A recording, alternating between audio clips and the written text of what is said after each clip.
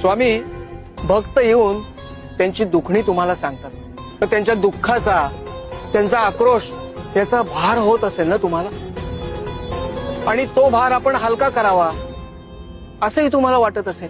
गोपाळा, दरवेळी असं करता येत नाही. स्वामी, एकदाच तुम्ही त्यांची दुखणी, त्यांचा भार हलका का नाही करत?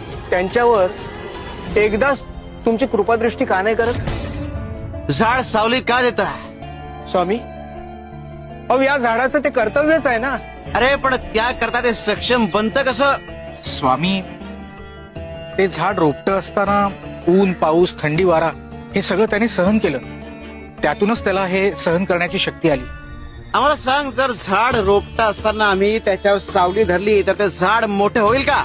स्वामी, ते झाड खुरटलं असतं, एवढं उंच झालंच नसतं. अरे जो नियम झाडाला तोच नियम आमच्या भक्तांना. त्यांना या संसारात